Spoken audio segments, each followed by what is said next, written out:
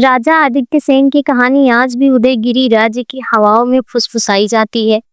वो एक महान सम्राट था, पर उससे भी ज्यादा महान था उसका हृदय, जो प्रेम में डूबा था। एक ऐसी स्त्री के लिए जो किसी मनुष्य की नहीं, बल्कि किसी अद्भुत लोक की प्रतीक थी। आदित्य सेन का राज्य चारों ओर से पहाड़ों, झीलों और घने बनों से घिरा था, लेकिन उसके महल की सबसे ऊंची मीनार पर वह हर शाम बैठकर पश्चिम दिशा की ओर देखता था, जहां सूर्य अस्त होता था और नीचे बादलों में सुनहरी आभा फैल जाती थी। वो दृश्य उसे किसी की याद दिलाता था, किसी ऐसे स्त्री की जिसे केवल उसने ही देखा था और किसी ने नहीं। एक बार शिकार के दौरान राजा एक रहस्यमयी झील के किनारे पहुंचा था।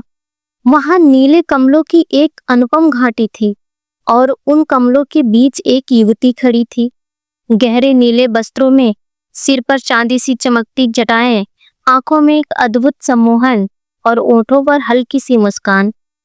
उसने राजा की ओर देखा, जैसे वो उसे पहचानती हो।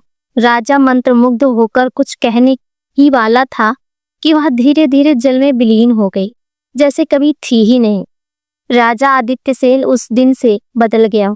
वो अब केवल राज्य का राजा नहीं था, वो उस रहस्य की खोज में लग गया जिसे वो नील रूपा कहने लगा था। झील की देवी, उसका पहला और अंतिम प्रेम। राजा ने तप किया, वनों में घूमता रहा, संतों और साधकों से मिला, लेकिन कोई नील रूपा को नहीं जानता था। केवल एक अंधा तपस्वी मिला, जिसने कहा, जिसे तू खोज रहा है वह इस लोक की नहीं है, वह गंधर्व लोक से है, जो केवल एक विशेष नक्षत्र की रात को पृथ्वी पर अवतरित होती है।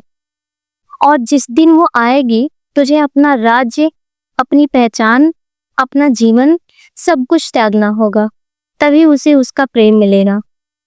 राजा लौट आया, पर अब वह राज सिंहासन से ऊब चुका था। वह हर अमावस्या की रात उसी झील पर जाकर बैठता, नील रूपा के प्रकट होने की आशा लिए। उसका शरीर क्षीण होने लगा, पर उसकी आंखों में प्रेम की ज्वाला और गहरी होती जा रही थी।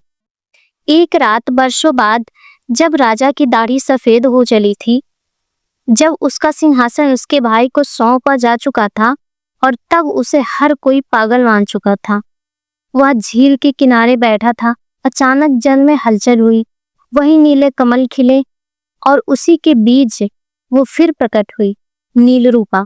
उसने कहा, तुमने मुझे बुलाया है सदियों से आदित्य सेन, पर क्या तुम अभी भी प्रेम करते हो जब तुम्हारे पास कुछ भी नहीं बचा?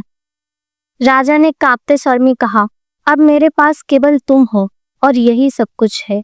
नील रूपा मुस्कुराई और आगे बढ़कर उसका हाथ थाम लिया। उसी क्षण दोनों की देह नील आभा में बदल गई और वो झील में समा गए।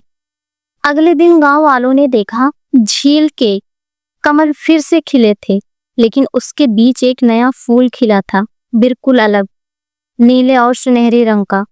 लोगों ने उस फूल को प्रेम पुष्प कहा और उसे पूजना शुरू कर दिया। बरसों बीत गए। उस राज्य में हर प्रेमी उस फूल के पास मन्नत मांगने आता। माना जाता है कि जो भी सच्चे दिल से प्रेम करेगा, उसकी आत्मा कभी बिछड़ेगी नहीं, क्योंकि राजा आदित्य सेन और नील रूपा की आत्मा अब उस झील में हर सच्चे प्रेमी की रक्षा करती है। इस प्रेम कहानी को कोई इतिहास की किताब में नहीं मिलेगा, लेकिन उत्तरगिरि राज्य में वो झील आज भी मौजूद है। कहते हैं पूर्णिमा की रात को अगर कोई उस झील के किनारे प्रेम की सच्ची बात कहे, तो झील की लहरें जवाब देती हैं। किसी को दूर से नीले वस्त्रों में लिपटी स्त्री दिख जाती है और एक बूढ़ा पुरुष उसके साथ कमल चुनता दिखता है, पर जब पास जाते हैं तो वहां केवल कमल ही होते हैं और हवाओं में धीमी सी गूंज। प्रेम कभी मरता नहीं,